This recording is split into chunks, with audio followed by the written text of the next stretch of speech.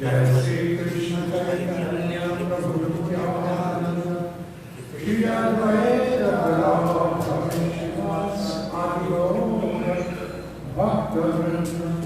हरे कृष्णा कृष्णा कृष्णा हरे हरे, हरे राम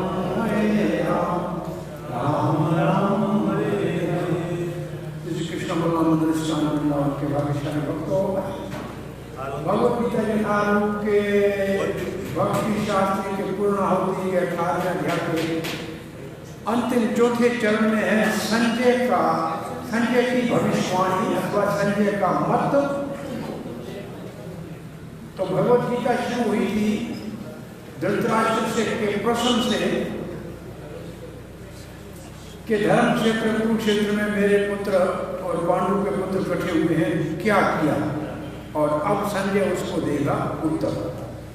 तो आइए इस विभाग का श्रवण करते हैं। संजय वाचा इति अहं वासुदेवस्य पार्थस्य च महात्मनः संवादम् इमम् अश्रुषम् अद्भुतं रोमहर्षणम्। अब संजय किसको बोल रहा है? धृतराष्ट्र। इति अहम, इस प्रकार मैंने, इति अहम वासुदेवस्य पार्थस्य च महात्मनः। वासुदेव और वासुदेव कृष्ण, पार्थ अर्जुन, ये दोनों महात्मा हैं। इन दोनों महात्माओं के बीच में संवाद किम, ये संवाद मैंने सुना, अश्रुषम सुना, अद्भुतम ये अद्भुत था, और रोमहर्षणम ये रोमांच करने वाला था। तो ये है संजय को गीता सुनने के उपरांत अनुभूति।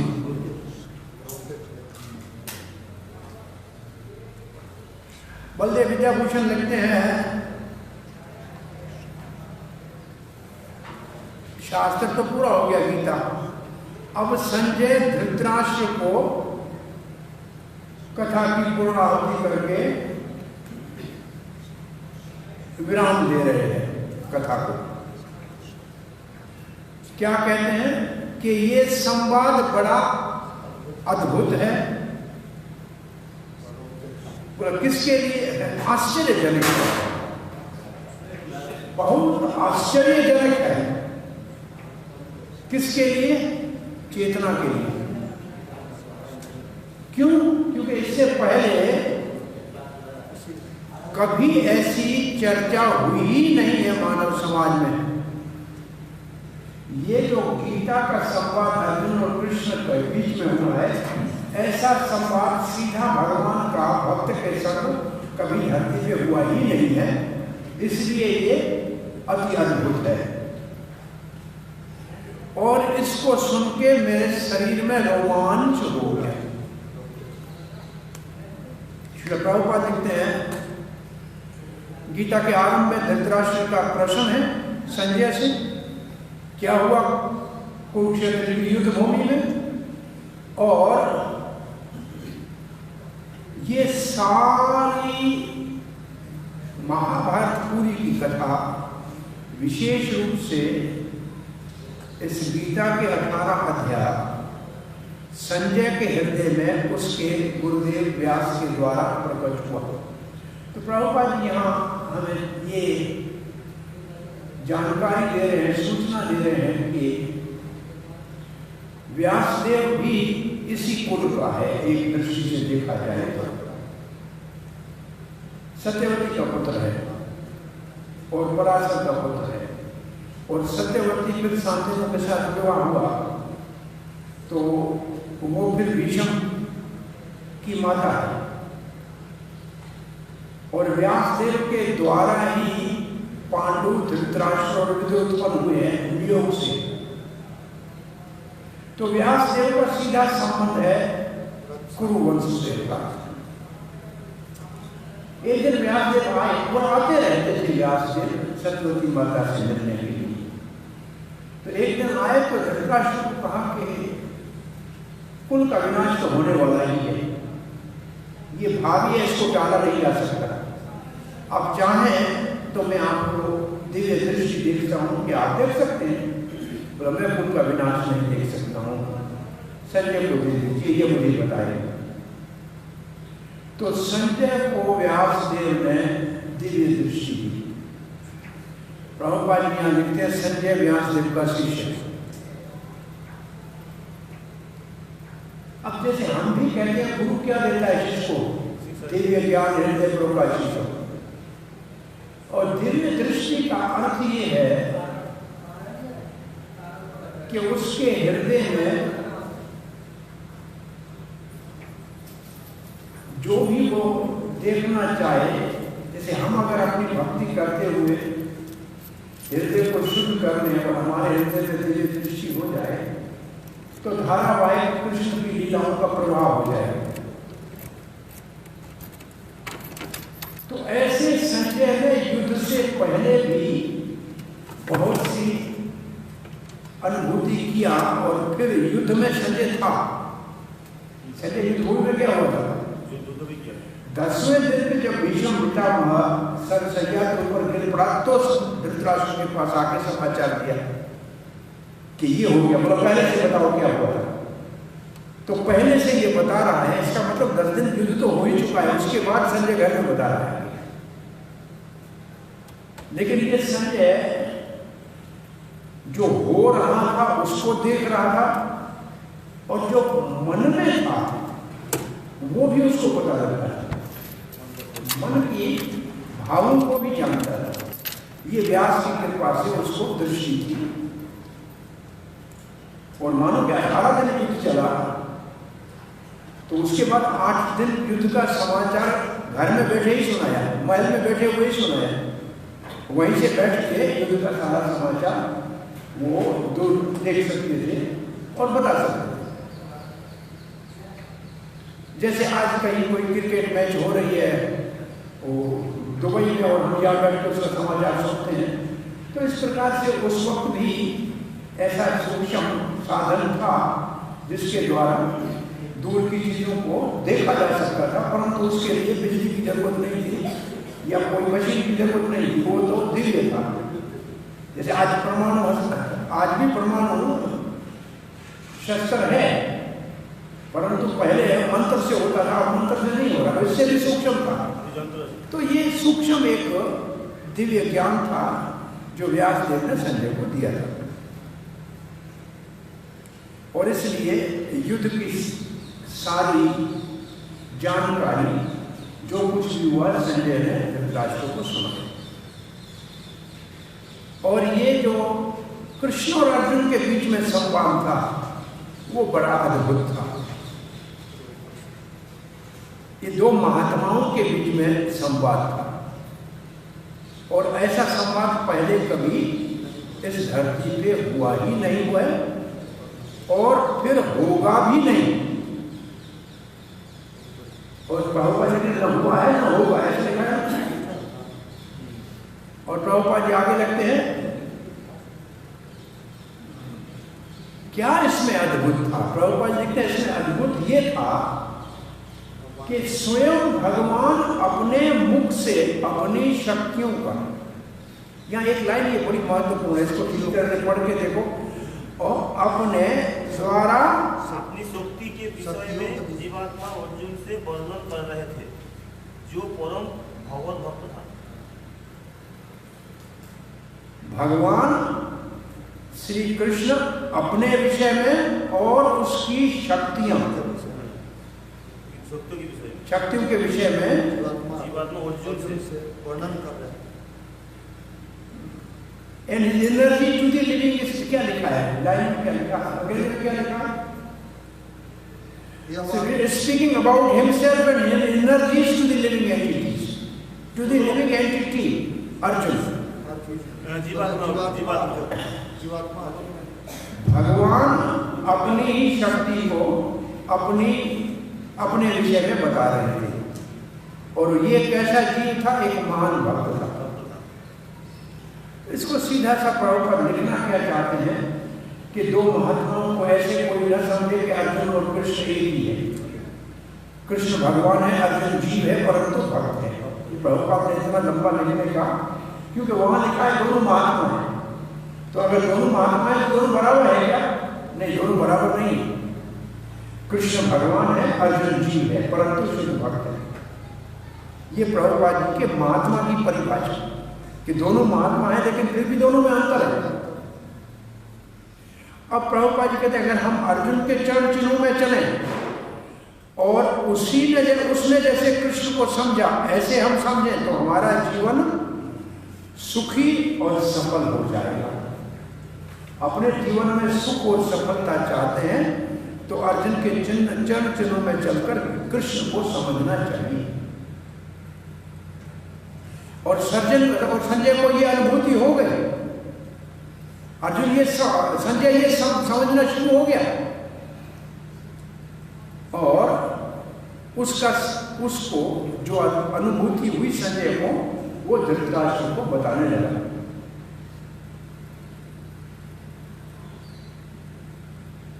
कैसे उसने अनुभूति की, उसका निर्णय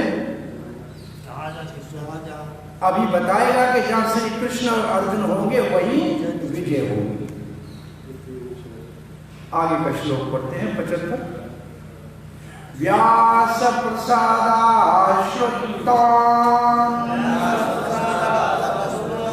एतद्गुह्यमहं परम् योगं योगेश्वर कृष्णात् साक्षात् कथ्यतः स्वयं। व्यास प्रसादात् श्रुतवान् एतान् गुह्यम् अहं परम। परम योग के साथ लगेगा। व्यास की कृपा से मैंने इस गोपनीय को, क्या गोपनीय सुना? परम योग को सुना। परम योग क्या है? भक्ति योग। इस गोपनीय परम योग को मैंने व्यास की कृपा से सुना। किससे सुना? योगेश्वर कृष्ण, योगेश्वर कृष्ण से सुना। साक्षात योगेश्वर कृष्ण से सुना। स्वयं अर्जुन को सुना रहे थे। प्रभुपाद जी गए थे ईसाइयों के किसी देश के महानगर में बहुत सी चर्चें थी, धर्मात्मा लोग थे। प्रभुपाद से पूछने लगे आप क्या संदेश लाए हैं? तो प्रभुपाद ने कहा आप सब धार्मिक लोग हो, आपके यहाँ गिरजाघर हैं, आप पूजा करने जाते हो, आप अच्छे लोग हो। बोला वो तो ठीक है लेकिन आपका क्या संदेश है? तो प्रभुपाद ने कहा मेरा संदेश है साक्षात भगवान के मुख से जो शिक्षा है वो मैं आपके यहाँ सुनाने आया। इसके कहने का भाव क्या था? आपने भगवान के पुत्र की शिक्षा सुनी है, मैं साक्षात भगवान की शिक्षा देने आया हूं, ये मेरे आने की विशेषता है। तो कृष्ण की शिक्षा भगवत गीता किसी को देते हैं तो ये शब्द बोलना चाहिए कि योगेश्वर कृष्ण ने परम योग की जो अर्जुन को शिक्षा दी है साक्षात, वो बहुत प्रमाणिक है, बहुत प्रमाणिक है। साक्षात भगवान की ये शिक्षा। बलदेव विद्याभूषण कहते हैं संजय का क्या अधिकार है जिनके गीता के ऊपर बोले? क्या अधिकार है संजय का?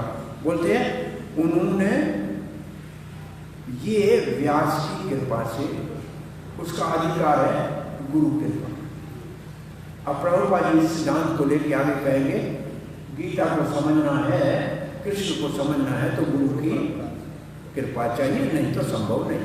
सिद्धांत ये हो तो क्या अधिकार क्या था ऐसा संजय का ऐसी दो महात्माओं के बीच में, साक्षात भगवान और शुद्ध भक्त के बीच में होने वाली बातचीत को सुनने का? बोला उसका अधिकार था गुरु कृपा। जिन्होंने दी थी दिव्य दृष्टि। और इसलिए मैंने इस गोपनीय चीज को सुना, गुह्य परम योग को सुना। तो अब इसमें गुह्य क्या है? अब प्रश्न क्या है? तो इसमें गुह्य क्या है? बोला योग है गुह्य। कौन सा योग गुह्य है? बोला इसमें कर्म योग है, ज्ञान योग है, भक्ति योग है, परंतु उन सब का उद्देश्य है परम भगवान को प्रकाशित करना। तो योग का उद्देश्य क्या है? भगवान के साथ संबंध स्थापित करना। परम है भगवान और योग तो इसमें ये सब है। और इनमें परम योग है भक्ति, जिसके द्वारा भगवान को जाना जा सकता है। मैंने ये ईश्वर से सुना है, ईश्वर का।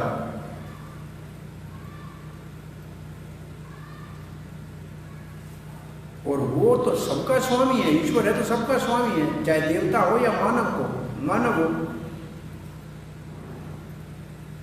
मैंने स्वयं भगवान से सुनी है, जो आदि पुरुष है, कृष्ण है, और उनके ही श्री मुख से सुना है। और वो बता रहे थे, मैंने किसी और से नहीं सुना है, अप्रत्यक्ष कहीं से सुन के नहीं आया, साक्षात कृष्ण के मुख से सुना है। और इस शब्द कहने से संजय अपने सौभाग्य का वर्णन कर रहा है कि मेरा सौभाग्य कि मुझे कृष्ण के साक्षात मुख से इस वाणी को सुनने का शुभ अवसर प्राप्त हुआ। अब प्रभुपाद जी लिखते हैं, व्यासदेव संजय के गुरुदेव थे। और संजय यहाँ ये स्वीकार कर रहा है व्यास की कृपा से वो परम पुरुष भगवान को, कृष्ण को समझ पाए। अब सिद्धांत क्या हुआ? इसका अर्थ है कृष्ण को समझने के लिए हम प्रत्यक्ष नहीं समझ सकते अपने आप, परंतु हमारे को गुरु के माध्यम से समझना चाहिए। तो इस श्लोक से प्रभुपाद ने पहला सिद्धांत ये लिया कि भगवान को समझने के लिए गुरु का माध्यम आवश्यक है, सीधा नहीं समझा जाता। अब ये लिखा है, इसको कोई परिभाषा करे कि गुरुदेव जो है वो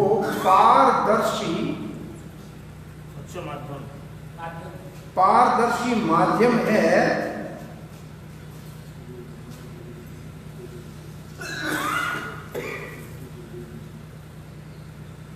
This is a transparent medium, although it is true that the experience is still direct.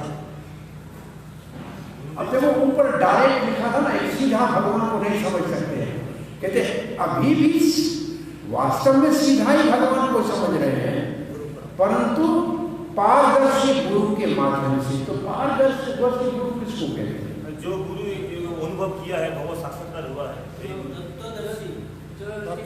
साक्षात मतलब बिना इंटरप्रेट किए बताया। पारदर्शी ये शिक्षा पारदर्शी, इससे हम उधर देख सकते हैं और उधर वाला हमको देख सकते हैं।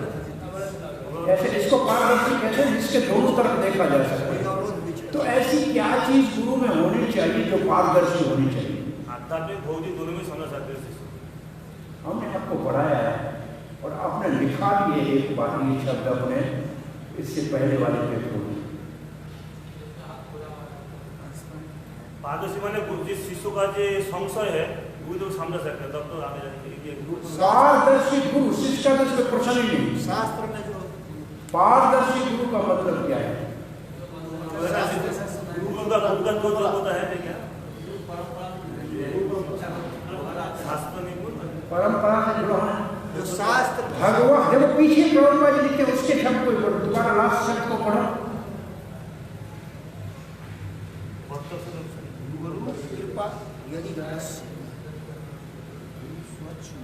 गुरु प्रामाणिक हो तो भगवत को समझ। फिर भी ये अनुभव साक्षात है, ये सत्य है कि ये साक्षात अनुभव है। ऐसे लिखा है ना, है कि नहीं लिखा है? हाँ, प्रत्यक्ष अनुभव है। इसका अर्थ क्या है? आपको बताया है, मैं बोलूंगा तो आपको याद आ जाएगा।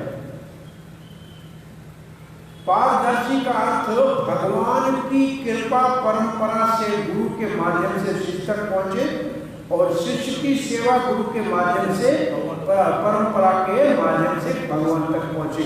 इसको कहते हैं पारदर्शी। भगवान की कृपा हम तक पहुंचे, हमारी सेवा भगवान तक पहुंचे गुरु के माध्यम से। अब नहीं तो क्या होगा, प्रायः तो पारदर्शी गुरु नहीं है, स्वयं सेवा देते हैं और स्वयं आशीर्वाद देते हैं, पीछे न परंपरा है न भगवान है। तो ये पारदर्शी है, यहाँ से माल जा रहा है, उधर से कुछ नहीं आ रहा, तो ये पारदर्शी नहीं है। वैसे दूसरा पारदर्शी का एक अर्थ ऐसे समझना चाहिए, जैसे आपने चश्मा लगाया है 2-3 ने, आपने भी चश्मा लगाया है, चश्मा लगाया ना, और आपने भी लगाया है, और देव ने लगाया है, इसने लगाया, 3 ने लगाया है, 4 ने लगाया है, जो भी है, ये चश्मा पारदर्शी है ना, पारदर्शी। इसका एक अर्थ ये हुआ कि हमारी आंखें कमजोर हो गई हैं, हम सामने की चीज को देख नहीं सकते हैं। अब हमने ये पारदर्शी शीशा पहन लिया है, अब इसमें ये शक्ति है कि वो चीज दिखाई देगी। तो इसका मतलब शिष्य बेचारा सीधा भगवान को नहीं देख सकता है। जब पारदर्शी गुरु का चश्मा पहनता है तो भगवान को देख सकता है। ये दूसरा इसका अर्थ है पारदर्शी का, कि हमारी आंख में तो खराबी है, परंतु चश्मा लगाने से वो चीज जो नहीं सामने धुंधली दिख रही है वो साफ दिख जाएगी। ये पारदर्शी की दूसरी परिभाषा।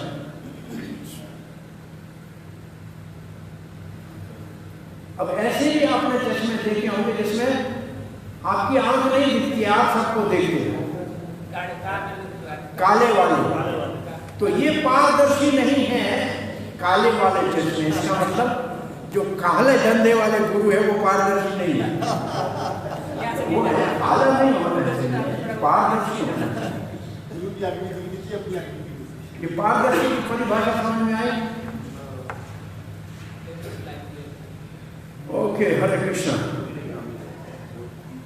और फिर प्रभुपाद ने इसके नीचे एक लाइन लिखी है, जो हमने आपको बताया था, तो इसके नीचे एक लाइन लिखी हुई है, यही है गुरु शिष्य प्रणाली की, ये है रहस्य, यही गुरु शिष्य प्रणाली का रहस्य है कि परंपरा के द्वारा भगवान की कृपा हम तक पहुंचती है और हमारी सेवा गुरु, पारदर्शी गुरु के माध्यम से परमात्मा से होती हुई श्री कृष्ण के चरणों में अर्पित होती है।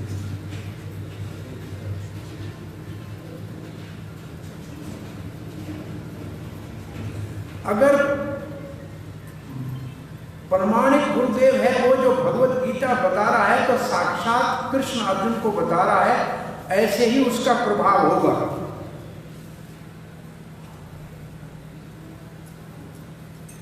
अब प्रभुपाद ने बहुत से ऐसे योगी हैं पूरे संसार में, परंतु उन सब योगियों का स्वामी योगेश्वर श्री कृष्ण है। अब इस लाइन को भी आप देख लीजिए, इससे पहली लाइन को आप पढ़ के बताइए क्या लिखा है।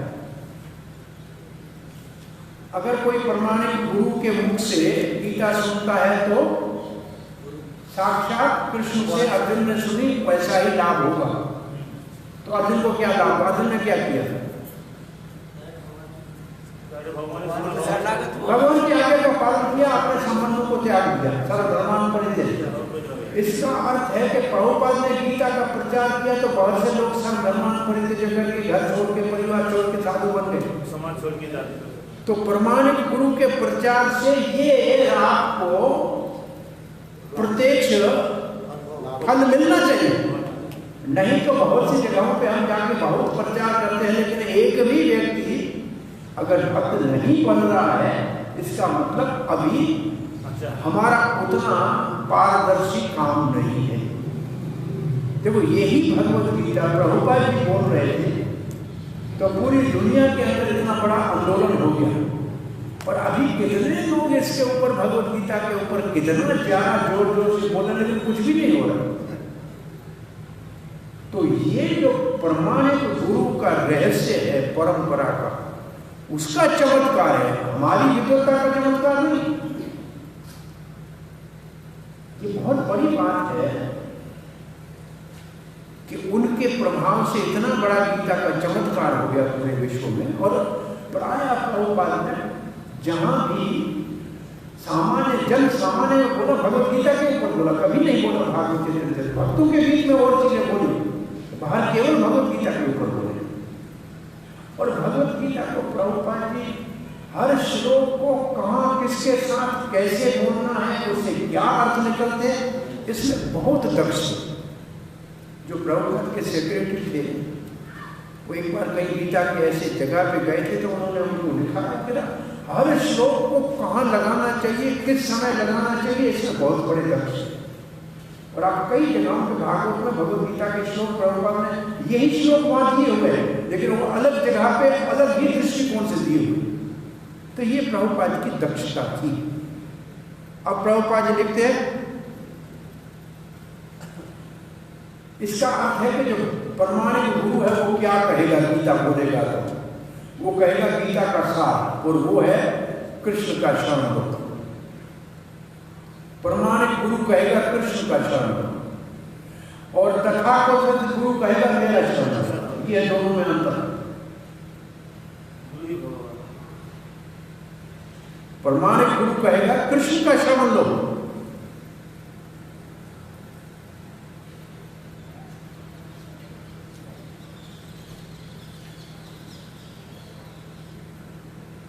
One who does so is the topmost yogi. और जो ऐसे कृष्ण का शरण लेता है वो ही परम योगी है, सर्वोच्च योगी है।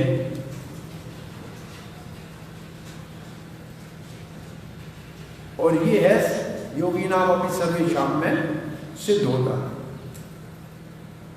अब आपके पास लिखा है कि नारद भी साक्षात कृष्ण का शिष्य है और वो व्यास का गुरुदेव है। इसलिए व्यास प्रमाणिक गुरु है। इसलिए अर्जुन के समान प्रमाणिक गुरु परंपरा। अब यहाँ एक बात और आपको समझनी चाहिए, प्रभुपाद ने ये दो ऐसे क्यों लिखा है। हमने एवं परंपरा के समय आपको बताया होगा, अगर आपको याद हो। दो परंपराएं हैं, एक ऋषि परंपरा, एक राजऋषि परंपरा। देखो यहाँ दिख रही है कि नहीं, यहाँ एक ऋषि परंपरा दिख रही है, एक राजऋषि परंपरा दिख रही है। देखो जो नारद और कृष्ण की परंपरा व्यास की है वो ऋषि परंपरा, वो कभी नहीं टूटती है, वो तो निरंतर चलती रहती है। ऋषि परंपरा नहीं टूटती है, राजऋषि परंपरा टूटती है। और इसमें दोनों परंपरा दिख रही है, देखो अभी अच्छी तरह से दोनों परंपराएं इसमें स्पष्ट रूप से दिख रही है। कृष्ण नारद व्यास वाली ऋषि परंपरा है, और इसलिए लोग कहते हैं कि प्रभुपाद कहते हैं अर्जुन की परंपरा में, अर्जुन का नाम तो है नहीं परंपरा की लिस्ट में, जो हमारे भगवत गीता में परंपरा की लिस्ट होता है अर्जुन का नाम है नहीं, वहां व्यास का नाम है, वो है ऋषि परंपरा। और हम आते हैं ऋषि परंपरा, राजऋषि परंपरा में नहीं आते, हम ऋषि परंपरा में। दोनों में अंतर क्या है? मेन अंतर क्या है दोनों में मूल अंतर क्या है? ऋषि परंपरा तो आज भी चल रही है, जब अभी तक चल रही है। राजऋषि अभी कोई भी नहीं है, वो परंपरा खत्म हो गई, ऋषि परंपरा आज भी चल रही है। राजा कोई भक्त बन जाए तो आज पूरी प्रजा भक्त बन जाएगी। तो ऋषि परंपरा का काम है राजाओं को प्रचार करना। इसलिए आप प्रभुपाद जी के प्रचार को देखेंगे तो लाल बहादुर शास्त्री के मिलने जाके चिट्ठी लिखते हैं, या अमेरिका के प्रेसिडेंट को चिट्ठी लिखते हैं, और फिर यहाँ आके इंदिरा गांधी से मिलना चाहते हैं। वो जहां भी गए वो वहां के सबसे प्रमुख व्यक्ति से मिलना चाहते थे। एक ये भक्त बन जाए तो सब हो जाए। तो प्रभुपाद ऋषि परंपरा के से और राजऋषि परंपरा स्थापना करने का प्रयास कर रहे हैं। देखा जाए तो प्रैक्टिकली ये है। तो प्रचार शक्तिशाली वो दोनों जगह होना चाहिए। शक्तिशाली तब है जब आप एक शासक को प्रचार करके प्रभावित करोगे, तो पूरा शासन प्रचार हो जाएगा। तो ये दो परंपराओं का वर्णन हो गया। तो व्यास की कृपा से संजय की इंद्रियां पवित्र हो गई और ये भी साक्षात कृष्ण को बोलते हुए देख सकता था। प्रभुपाद जी आगे लिखते हैं, जो साक्षात भगवान श्री कृष्ण से सुन के और गुह्य ज्ञान को समझ सकता है, जो ऐसा कोई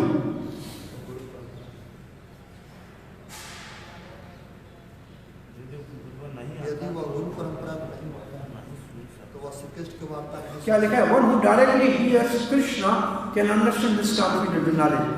जो साक्षात कृष्ण को प्रत्यक्ष रूप से सुनेगा वो इस गुह्य ज्ञान को समझ सकता है। परंतु कोई परंपरागत अगर नहीं आता है और कृष्ण को नहीं सुनता है परंपरागत, तो उसका जो ज्ञान है वो अधूरा है और कम से कम भगवत गीता के विषय में तो वो नहीं समझ सकता। जहां तक भगवत गीता का संबंध है उसको तो वो समझ नहीं सकता पूर्ण रूप से। और भगवत गीता क्या है? भगवत गीता में सब योगों का वर्णन है, सब योगों का साधन बताया हुआ है। कर्म योग है, ज्ञान योग है, भक्ति योग है और भगवान श्री कृष्ण योगेश्वर है। और यहां यह भी समझना चाहिए कि अर्जुन बड़ा भाग्यशाली था कि साक्षात कृष्ण को समझा, सुना, और ऐसे ही व्यास की कृपा से संजय भी भाग्यशाली था कि साक्षात कृष्ण को देव और सुन सका। अब प्रभुपाद जी कहते साक्षात कृष्ण से सुनने में अथवा कृष्ण के पारदर्शी गुरु से सुनने में जो व्यास के समान हो कोई अंतर नहीं। वाया मीडिया लिखा है, वाया मीडिया तभी कहते हैं जब पारदर्शी होता है। और जो भी गुरु हो कहीं भी दुनिया में वो व्यास का प्रतिनिधि है, इसलिए गुरु के जन्मदिन को व्यास पूजा कहते हैं। अब प्रभुपाद जी गुरु के जन्मदिन को व्यास पूजा के नाम से मनाया जाता है।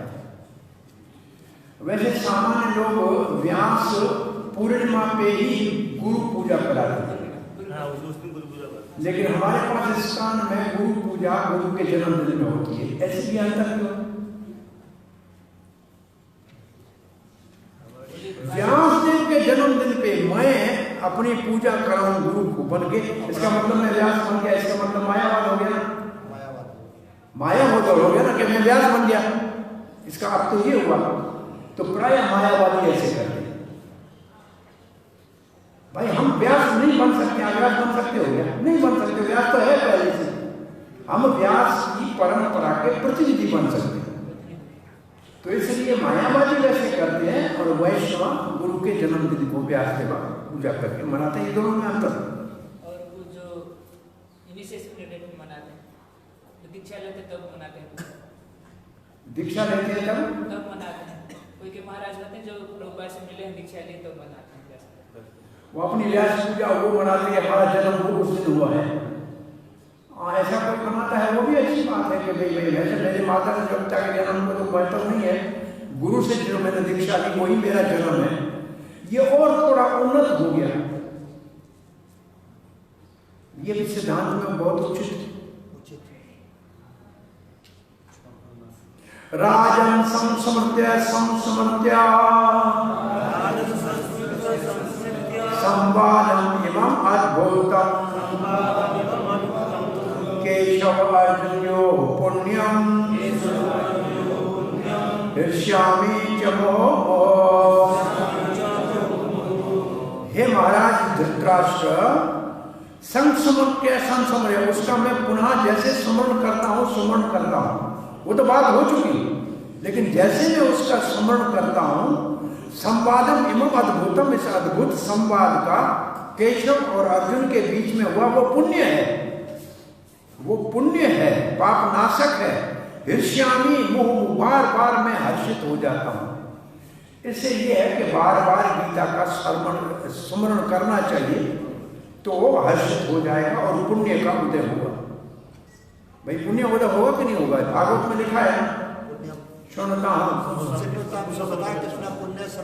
पुण्य श्रवण कीर्तन हो। गीता भी पुण्य श्रवण कीर्तन है, और बार बार करेंगे तो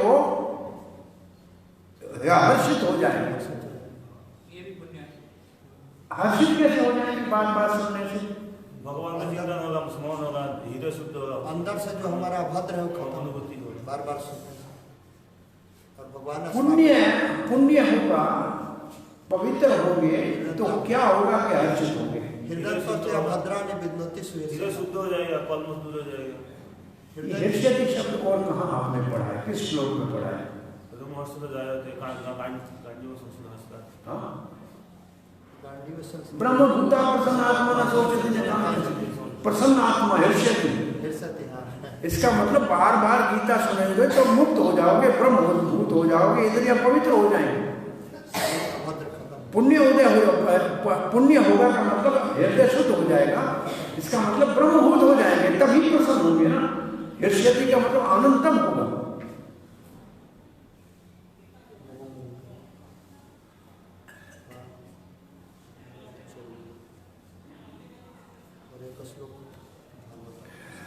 यहाँ लिखा है कि गीता सुनने से, बलदेव विद्याभूषण लिखते हैं, बार बार गीता का स्मरण करने से जो एक अद्भुत संवाद है, जो सुनने में दोष है वो सब नाश हो जाते हैं। सुनने के दोष नाश होते हैं, अविद्या नाश होती है, अज्ञान हो, इसका अविद्या है, अज्ञान नाश होता है, और वो अज्ञान ही तो हमारा इस संसार में बंधन का कारण है।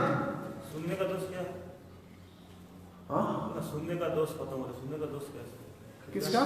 ये भी लिखना, सुनने का दोष खत्म होता है और श्रवण करने का दोष। श्रवण में भी जो दोष है, जैसे हमारा जप में दोष है, जैसे श्रवण में दोष है, सोना श्रवण में स्मरण करे वो करेगा जिसने पहले याद की, अच्छी तरह सुना होगा।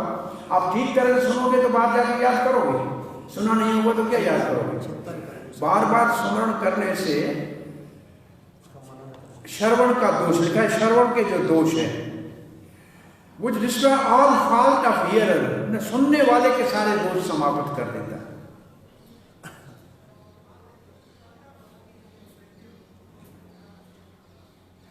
रोम हर्षित होकर आनंदित हो जाएगा। प्रभुपाद जी लिखते हैं, भगवत गीता को सुनना इतना दिव्य है कि जो भी अर्जुन और कृष्ण के बीच में ये जो संवाद हुआ है, इसके विषय को जानेगा तो वो पुण्य आत्मा बन जाएगा और कभी उसको भूल नहीं सकता। इसको सदा याद रखेगा। ये याद रखने का मतलब उसको बार बार याद आ रहा था। क्यों याद आ रहा था? क्योंकि वो पुण्य हो गया था और पाप नाश हो गए थे, तो शुद्ध हो गया था। ये है दिव्य स्थिति आध्यात्मिक जीवन की। इसका मतलब ब्रह्मभूत स्थिति। इसका ये जो लाइन लिखी है प्रभुपाद, इसका अर्थ क्या है? क्या पढ़िए, क्या लिखा है? आध्यात्मिक जीवन की यही दिव्य स्थिति है आध्यात्मिक जीवन की। हाँ, ये ब्रह्मभूत की स्थिति कहे ज्ञानियों की भाषा में, और भक्तों की भाषा में स्वरूप स्थिति है, स्वरूप सिद्धि की स्थिति।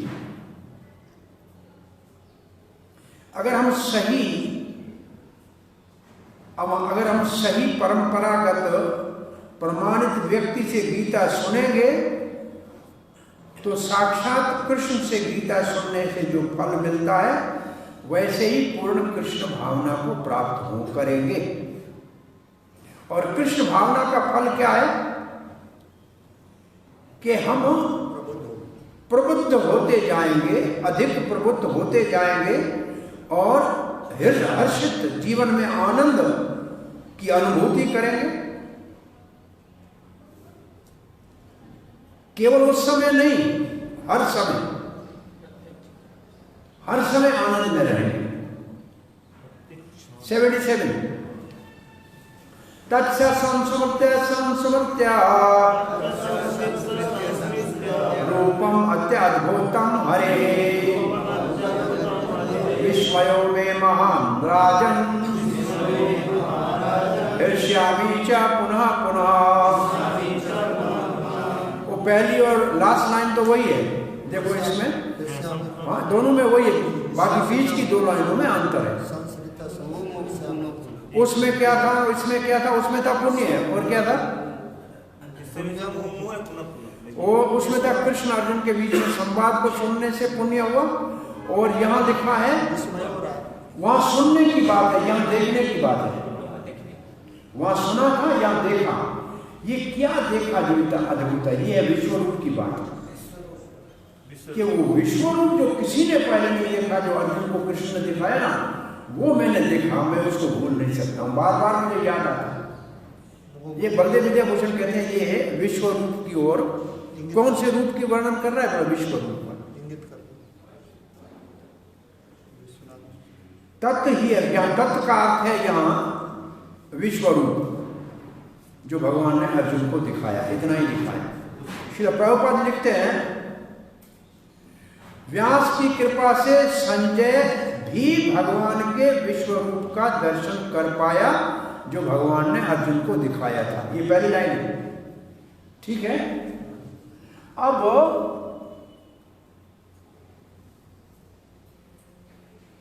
ये तो ठीक है, कृष्ण कहा है, कृष्ण ने कहा है इससे पहले मैं ये रूप किसी को नहीं दिखाया, ये तो सत्य है। पहली बार अर्जुन को दिखाया है, केवल अर्जुन को दिखाया है, परंतु फिर भी महान दूसरे भक्त जो है उन्होंने इस विश्व रूप को देखा कृष्ण के को, जो उन्होंने अर्जुन को दिखाया। और व्यास ने भी ये देखा, व्यास ने भी ये देखा, तब तो लिखा है, तो कहां से लिखते? तो किसने देखा? बोला व्यास ने देखा, संजय ने देखा। और व्यास बड़ा शक्तिशाली एक भगवान का भक्त है, जिसको भगवान के शक्ति अवैश अवतार में गणना की जाती है। और व्यास ने अपने शिष्य संजय को इसका परिचय कराया, और वो उस अद्भुत रूप को सुमरण करके जो अर्जुन को दिखाया था बार बार आनंदित हो रहा है। अब पूर्णाहुति का श्लोक करते हैं। यत्र योगेश्वरः कृष्णो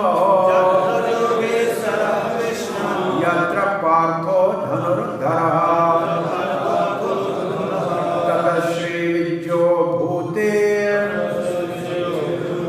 ध्रुवा नीतिर्मतिर्मम। मतिर्मम है संजय का मति। संजय कहते हैं ये है मेरी राय, ये मेरा निर्णय है, ये मेरी राय है। महाराज धृतराष्ट्र सुन लो। बोला क्या है? बोला आपने पूछा था ना दोनों सेनाओं ने क्या किया है, आपका ये इच्छा था कौन जीतेगा, तो सुन लो। जहां होगा योगेश्वर कृष्ण और यहां होगा धनुर्ध गांडीवधारी अर्जुन, वहीं होगी श्री विजय भूति ध्रुवा नीति, बस ये मेरी मति है। तो कितनी चीजें वहां होगी? जहां कृष्ण और अर्जुन होंगे वहां क्या क्या होगा? अनफेलिंग प्रोग्रेस, पहले श्री सदा रहने वाली, जिसको क्या कहते हैं, सदा रहने वाली ऐश्वर्य, अनफेलिंग प्रोस्पेरिटी। और फिर है विजय, और फिर है एवर इंक्रीजिंग वेल्थ। क्या है? अलौकिक शक्ति। ये शब्द है विजय भूति। भूति का मतलब वैसे है विभूति, भगवान की विभूति। और फिर है और भूति और ध्रुवा नीति।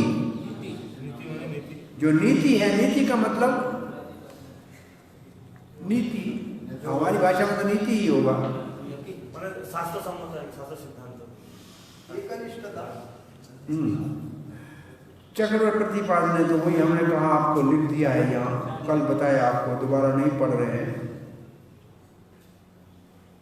बोला मैंने दोबारा लिखने का कोई चिंता नहीं किया, ये कोई खास बात नहीं। बोला इन श्लोकों में सारे गीता का सार है, परंतु मैं क्या करूं, दोबारा नहीं लिखा। फिर कहते हैं मेरा ये गीता के ऊपर जो मैंने तात्पर्य लिखा है वो सबको हित करे, परंतु भक्त जो चातक के समान है उनको ये मधुर कृष्ण प्रेम का रस मिले, ये मेरी आशा है और उनका हृदय पवित्र हो जाए। बलदेव विद्याभूषण कहते हैं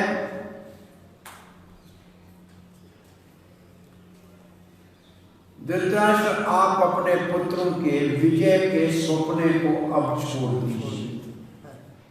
ये इस श्लोक से उनको सूचना दे रहे। जहां योगेश्वर,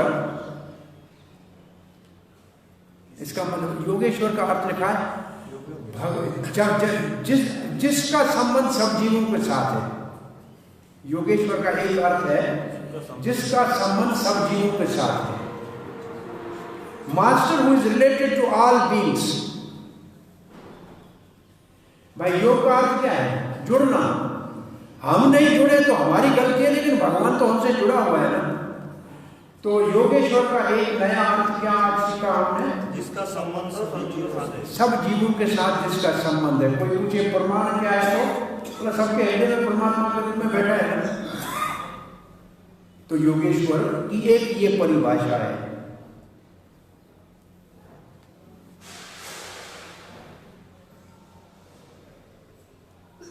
बोला करता क्या है?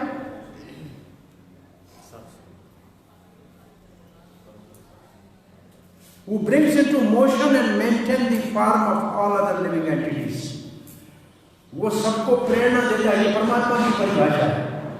वो सबको प्रेरणा देता है, सबको प्रेरणा देता है, सबके रूपों का रखता है, जीवों का अपनी इच्छा से। ये योगेश्वर की परिभाषा है।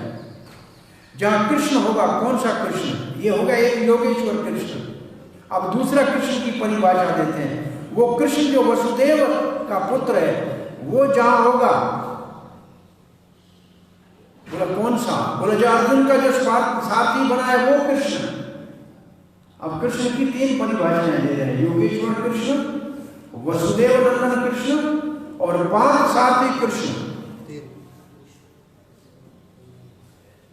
और जहां अर्जुन होगा, पृथा का पुत्र, जो वसुदेव की बहन है और वो भी नर का अवतार है और भगवान श्री कृष्ण का शुद्ध भक्त है और गांडीवधारी है, जिसको तोड़ा नहीं जा सकता। ये ऐसा दिव्य धनुष है जिसका खंडन नहीं किया जा सकता है। जहां ये दोनों होंगे, कृष्ण और अर्जुन, उसी पक्ष, ये किसके पक्ष में? बोलो युधिष्ठिर के पक्ष में है। ये दोनों, ये है दोनों युधिष्ठिर के पक्ष में। इसलिए युधिष्ठिर के पास सारी श्री होगी, इसका मतलब संपत्ति, विजय होगी।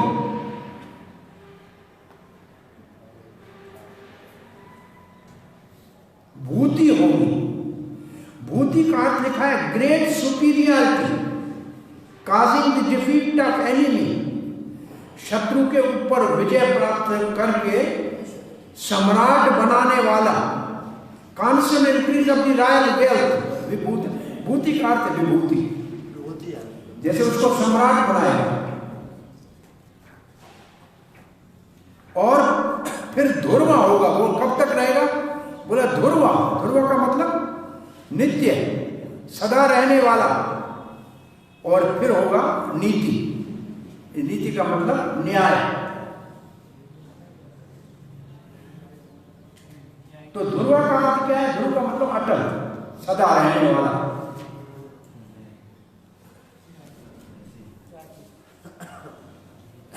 अब एक प्रश्न उठा रहे, प्रभुपाद जी ने ये प्रश्न उठाया है। तो इससे ऐसे लगता है कि गीता में भगवान, गीता शास्त्र है और भगवान इसके अंदर युद्ध की प्रेरणा दे रहे हैं, युद्ध का पक्ष ले रहे हैं। आपने गीता अभी पूरी पढ़ ली आज, बताइए इसमें हम भगवान ने पहले दूसरे अध्याय तक या तीसरे तक युद्ध की बात की, उसके बाद कोई युद्ध की बात की? फिर तो जीव के स्वरूप की और सर्वधर्मान की बात की है। तो अक्सर देखा जाए तो युद्ध का शास्त्र नहीं है।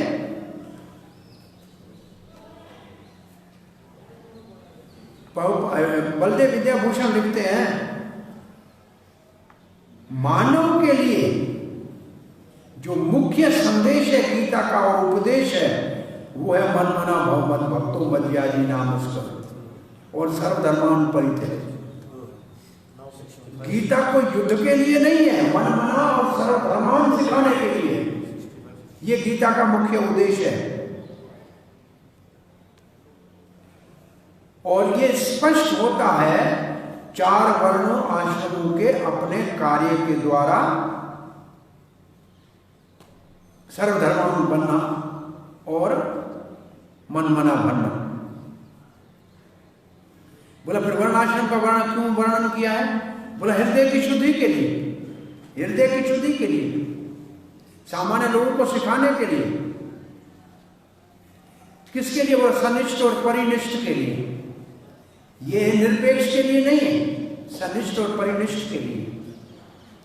बहुत से साधन है परंतु उन सब में शरणागति महान है। जिसमें हम भगवान के सेवक हैं उससे भगवान को तत्काल प्रसन्न कर सकते हैं। ये है गीता के 18वें अध्याय का सार। शरणागति में मैं सेवक हूं, ये धारणा। गीता में परम सत्य श्री कृष्ण है जिसमें अनंत अद्भुत गुण है। और वो कौन सा कृष्ण है?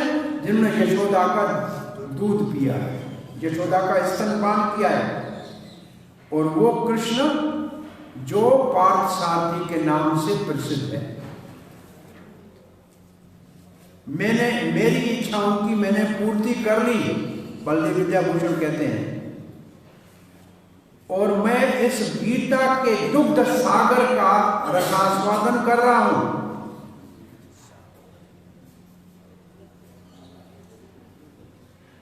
परंतु फिर भी इस सागर की गहराई से मैं मुख्य रत्न अभी तक ढूंढ नहीं पाया हूं।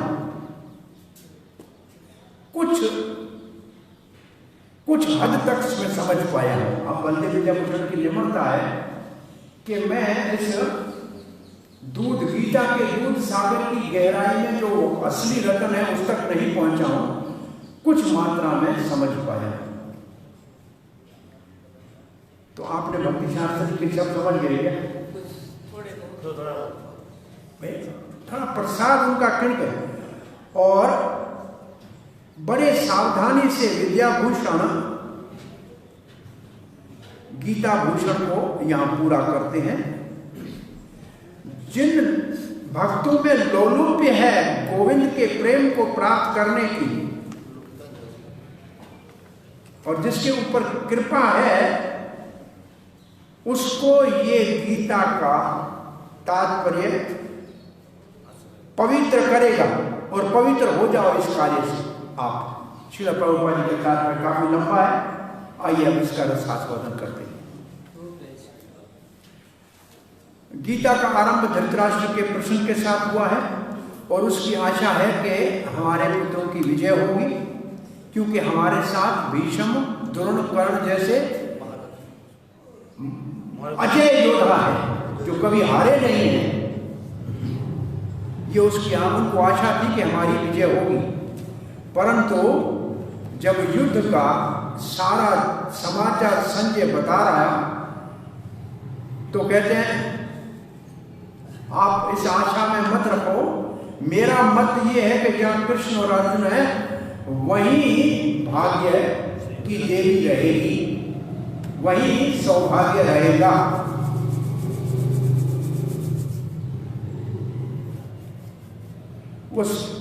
वो ठीक निश्चय कर रहे हैं महाराज। आप इस अब आशा मत रखिए, ये निश्चय से सुनिए कि विजय पांडवों के पक्ष की होगी। क्यों? क्योंकि कृष्ण उस पक्ष में है। कृष्ण सारथी के स्थान पे बैठा है। और इस शब्द को प्रभुपाद ने जब लिखा तो प्रभुपाद को एक और विचार मन में आया कि कृष्ण के सारथी बनने का क्या महत्व है। कृष्ण अपने 6 ऐश्वर्यों में यहां वैराग का प्रदर्शन कर रहे हैं। ये वैराग का प्रदर्शन है। और ऐसे बहुत से अन्य स्थान हैं, वहां भी कृष्ण स्वामी होते हुए भी त्याग का प्रदर्शन करते हैं। तो यहां एक है, आप ऐसे 4-5 और भी ढूंढ के निकाल सकते हैं। अगर आपको याद हो तो एक बार हमने पहले पढ़ते पढ़ते भगवान के 6 ऐश्वर्य के उदाहरण ढूंढे थे। याद है कभी हमने ढूंढे थे, आप सब याद करके आए थे, लिख के भी आए थे कुछ। कौन सा ऐश्वर्य कौन सी लीला में है, श्री कहाँ है, वैराग कहाँ है। तो वैराग के और भी प्रभुपाद के बहुत से उदाहरण मिलेंगे आपको, जहां कृष्ण स्वामी होते हुए भी त्याग का प्रदर्शन करते हैं। अब प्रभुपाद जी कहते हैं वास्तव में युद्ध था धृतराष्ट्र के पुत्र दुर्योधन और पांडु के पुत्र युधिष्ठिर के बीच में, क्योंकि दोनों तो राज के लिए तो वही जो अधिकारी अपने आप को कह रहे हैं। अब महाराज युधिष्ठिर के सहायक थे अर्जुन और कृष्ण।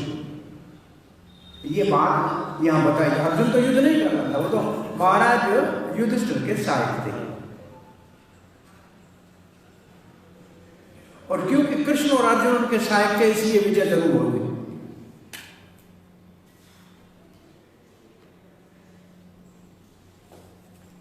अब इसका परिणाम क्या है कि अब कौन राजा बनेगा।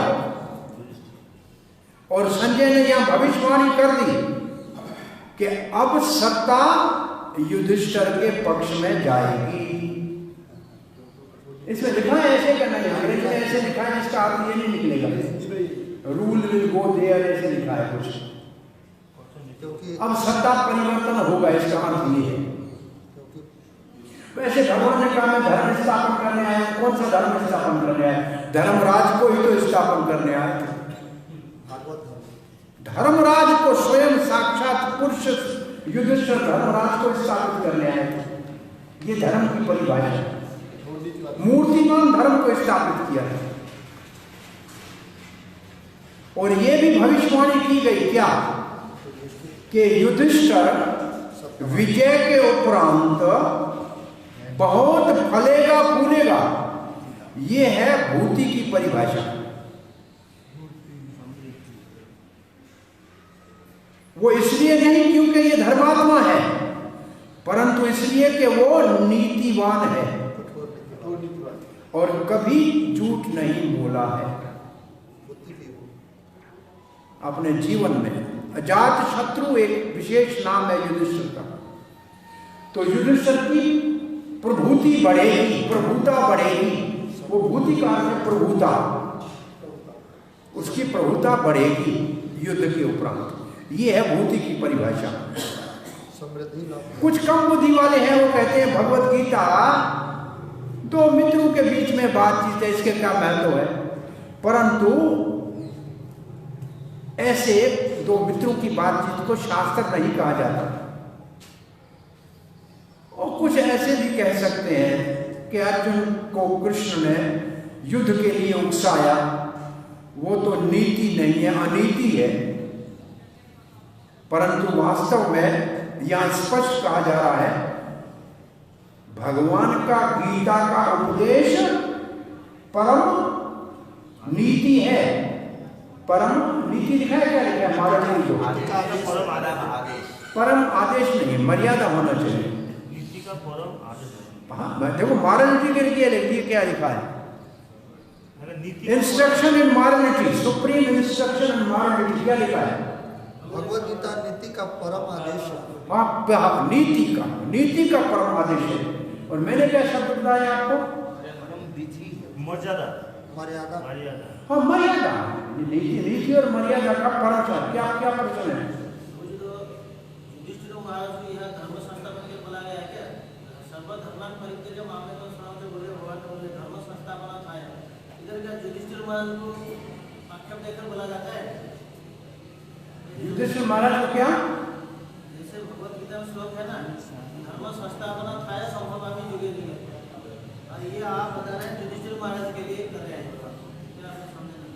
अरे भैया, धर्मराज ही तो उतर के युधिष्ठिर बना था, तो धर्म के रूप में युधिष्ठिर साक्षात को राजा बना रहे हैं। इसका मतलब जो धर्म युधिष्ठिर जैसे जिसके गुण होंगे वो वास्तव में धर्म की स्थापना कर सकेगा।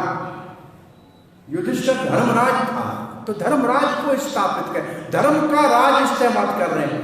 आप इसको दोनों तरफ से बोले। कृष्ण ने धर्म का राज स्थापित किया क्योंकि उसके लिए अवतार दिया था। कौन था धर्म का राज? कोई पूछेगा, बोला धर्मराज को स्थापित किया, वही तो धर्मराज था। ये इसका भाव ये है शब्दों के अर्थ में। अच्छा, आगे क्या लिखा है? ओके, आगे 9वें अध्याय में इस नीति का अथवा मर्यादा का आदेश है, शिक्षा है, निर्देश है, और वो है 34वें अध्याय मन मना भव।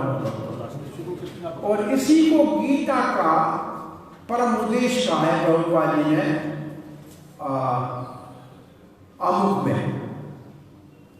आमुख में जो 2 पेज का आपको आमुख है उसमें लिखा है द मिशन ऑफ भगवान का उद्देश्य क्या है? मन मना भव करतो। और हम यही प्रचार कर रहे हैं लोगों को मन मना भव करतो सुना। तो यहां है कि परम नीति क्या है? मन मना भव करतो। हमको कृष्ण भक्त बनना चाहिए, यही धर्म का सार है। और कृष्ण का शरण लेना चाहिए, सर्वधर्मान् परित्यज्य मामेकं शरणं। ये जो गीता का उपदेश है, ये धर्म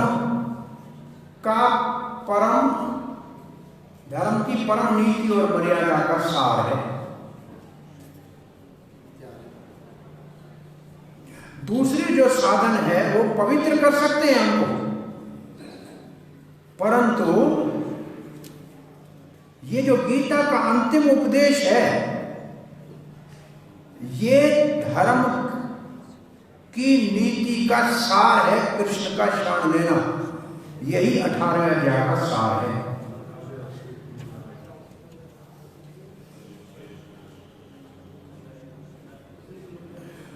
गीता में ये भी लिखा है कि आत्मा का साक्षात्कार कर लो या ज्ञान का मार्ग अपना लो, ये भी ठीक है, परंतु जब तक कृष्ण की शरणागति नहीं लेते तब तक पूर्ण सिद्धि प्राप्त नहीं होती।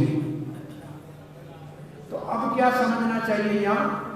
आज ये बहुत सीधा अर्थ नहीं है। ये नीति क्या है गीता में? कोई पूछे तो क्या कहेंगे? नीति क्या है गीता में? मन मना भव और सर्वधर्मान् परित्यज्य नीति है, या ये लिखा हुआ है। इसको कैसे समझेंगे भाई? गीता में नीति है मन मना और सर्वधर्म, ये कैसे समझे?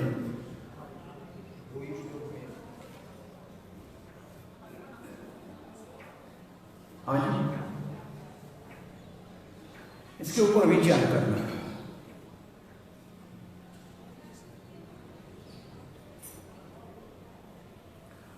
पहले नियमों का पालन करें, वर्ण आश्रम का पालन करें, ये तो गुह्य ज्ञान है। अब देखो, आप दोबारा आइए, ये है ब्रह्मभूता तक पहुंचने के लिए हम पढ़ के आए। फिर कोई आगे बढ़े, उससे ध्यान करे और परमात्मा की अनुभूति करे, वो गुह्यतर ज्ञान है।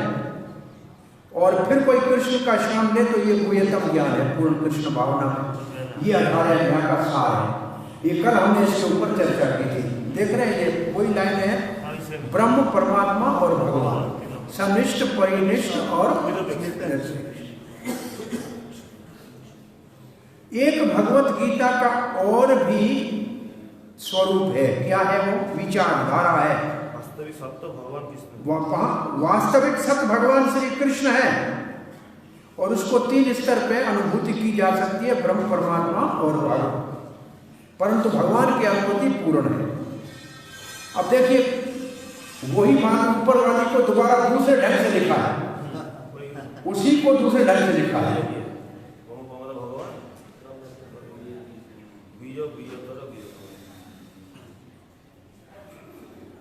अगर कोई कृष्ण को समझेगा तो फिर वो ज्ञान के अन्य सब विभागों को अपने आप समझ जाएगा, क्योंकि वो सब उसी कृष्ण के ही विभाग हैं।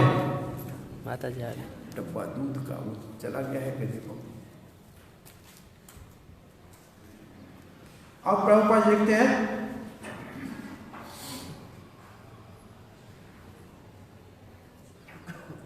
भगवान श्री कृष्ण की स्तुति दिव्य है, वो सदा ही अपनी अंतरंग शक्ति के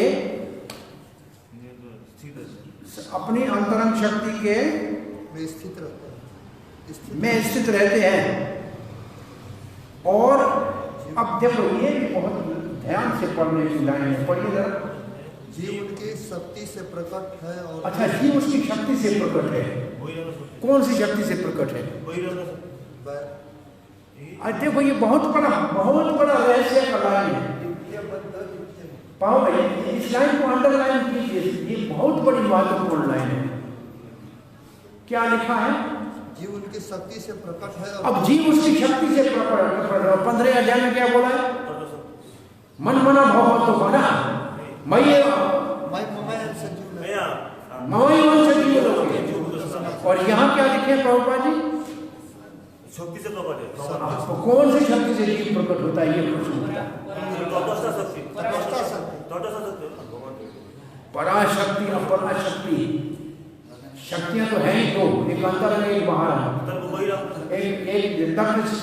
तो तत्रिष्ट किसी शक्ति और से प्रकट होगा ना? नहीं, वो अंतर जीव अंश है असल में अंतरंग शक्ति,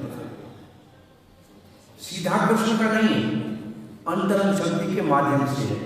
इसलिए हमारे हरे कृष्ण मंत्र में अंतरंग शक्ति कोई प्रार्थना है जिससे हम निकले, वो हमको कृष्ण की सेवा में लगाएगा। तो जीव कहा जाए तो अंतरंग शक्ति का अंश है, बाहरंगिता हो नहीं सकता है। तो शक्ति से प्रकट हुआ लिखा पड़ा है, देखो यहाँ बहुत बड़ा रहस्य है। कृष्ण की सेवा में कैसे डायरेक्ट चले जाते हैं? हाँ, तो हमारा स्वरूप कृष्ण गोलोक वृंदावन में कृष्ण के साथ है ना? हम सब शक्ति है ना, हम शक्ति हैं और शक्ति शक्ति से ही निकलेगी। भगवान से तो एक ही शक्ति निकली है, राधा रानी इस तरह से, और कोई नहीं निकला। बलराम की शक्ति नहीं है, भगवान बलराम की विष्णु तत्व है, शक्ति एक ही राधा रानी निकली। अब जो कुछ शक्ति निकलेगी वो राधा रानी से निकलेगी और कैसे नहीं निकलेगी? अब ये बात समझ में आ रही है आपको? ये लाइन कितनी महत्वपूर्ण है, इसको कभी कोई ध्यान से नहीं देखेगा, क्योंकि ये दिमाग में होगा ही नहीं, कहीं पता ही नहीं होगा तो नहीं समझेगा। ये बहुत ये हेवी स्टेटमेंट है कि हम भगवान की अंतरंग शक्ति का अंश है, सीधा इसका अर्थ ये है। कौन सा तत्व है? तत्व दो है, जीव एक है, विश्व तत्व। हम शक्ति तत्व है ना, शक्ति तत्व शक्ति से निकलेगा। हम तो हैं, तटस्थ शक्ति तो है ही, और पराशक्ति है ही, वो तो ठीक है, निकले कहां से? अंतरंग शक्ति।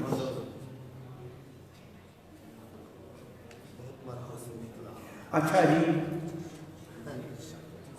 और फिर जो ऐसे जीव निकलते हैं वो 2 प्रकार के, नित्य और बद्ध। और ऐसे अनंत जीव हैं, वो सब कृष्ण के अंश हैं, वो सब कृष्ण के अंश हैं। किसके माध्यम से? शक्ति के माध्यम से, अंतरंग शक्ति। और भौतिक, देखो भौतिक अलग होगी, 24 तत्वों की भौतिक प्रकृति है जो सृष्टि करती है, जिसमें काल उस सृष्टि का शुभारंभ करता है, और समय आने के ऊपर प्रलय होती है, तो ये सब विलीन हो जाती है, कभी दृश्य होती है, कभी अदृश्य हो जाती है। भगवत गीता में 5 विषयों का वर्णन है, ईश्वर, जीव, प्रकृति, काल और कर्म। अब प्रभुपाद जी लिखते हैं सब कुछ श्री कृष्ण के ऊपर आधारित है और जो भी परम सत्य के बीच में विचारधाराएं हैं, चाहे निराकार विचारधारा हो, चाहे परमात्मावाद हो या और कोई दिव्य विचारधारा हो, वो बिना परम पुरुष भगवान को समझे अधूरी है, उसी के अंतर्गत आती है। ऐसे ऊपर से देखा जाए तो परम पुरुष भगवान जीव, प्रकृति, काल अलग अलग दिखते हैं, परंतु कुछ भी भगवान से अलग नहीं है, परंतु भगवान सबसे अलग है, क्योंकि भगवान तो सबका स्वामी है, लेकिन भगवान सबसे अलग भी है। भगवान श्री चैतन्य महाप्रभु की अचिंत्य भेद अभेद तत्व से इसको समझा जा सकता है और यही है परम सिद्ध, परम सत्य का परम शुद्ध और सिद्ध ज्ञान। जीव अपने वास्तविक स्थिति में परम पवित्र है। अब प्रभुपाद जी एक उदाहरण दे रहे हैं, जैसे सूर्य और सूर्य की किरणें, सूर्य और सूर्य की किरणें और सूर्य का प्रकाश, ऐसे भगवान सूर्य के समान है, जीव उसके प्रकाश के समान है। और जीव भगवान की तटस्थ शक्ति है, इसलिए कभी वो बाहरंग शक्ति के, कभी अंतरंग शक्ति के संपर्क में आ सकती है, गोद में गिर सकती है। दूसरे शब्दों में दोनों के बीच में ये है। अभी देखो दोबारा क्या लिखा है, परंतु ये क्या लिखा है, नहीं मतलब क्योंकि इसका किसके, ये भगवान की पराशक्ति से है, तो उसमें किंचित स्वतंत्रता भगवान पराशक्ति से इनका संबंध, जीव का संबंध। यहाँ इसका क्या अर्थ है, क्या लिखा है, दोनों शक्तियों के बीच है, डायरेक्ट अंतःशक्ति का माध्यम। इसका अर्थ है जड़ नहीं है, चेतन है, और इसलिए उसके अंदर स्वतंत्रता है। यहाँ इसका अर्थ है वो चेतन है, वो चेतन है, जड़ नहीं है, इसलिए उसकी थोड़ी स्वतंत्रता है। और इस स्वतंत्रता का सदुपयोग अगर करेंगे, या तो साक्षात कृष्ण के आदेश से अथवा शक्ति के संबंध शक्ति के, और अगर सही प्रकार से हम अपनी स्वतंत्रता का उपयोग करेंगे तो हम सीधा ही कृष्ण के संपर्क में आ जाएंगे।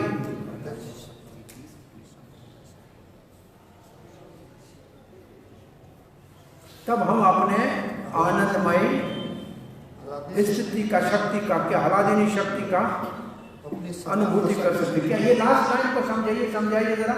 इस प्रकार वो हलादिनी शक्ति की अगर हलादिनी शक्ति लिखा है ना, तो इसका मतलब उसी से निकला है, तभी तो उसी में जाएगा, तब सुख होगा ना, वहां तक पहुंचेगा तब होगा ना। तो ये उद्गार, ये आज की कथा यहाँ आपका भगवद गीता इस साल का एक महीना दिसंबर के पहले तारीख को पूरा हुआ। अब आप जब चाहो क्या सामान्य दशा प्राप्त करना, लास्ट वो यार खत्म कर लेते, लास्ट सेंटेंस में वही चीज है ना, लिखा है। इस प्रकार वो हलादिनी शक्ति की अपनी सामान्य दशा को प्राप्त करना। अब जब ये कभी आपने, अब कितने साल हो गए, इसका कभी दिमाग में आया कि जीव कहाँ से निकला है? सामान्य हमें वंश चल रहा है, किसके माध्यम से? भक्ति सिद्धांत सरस्वती ने लिखा है, चौथे स्कंद के किसी श्लोक में हमने प्रवचन किया है, वहां साफ लिखा है प्रभुपाद जी। चलो, हरे कृष्णा।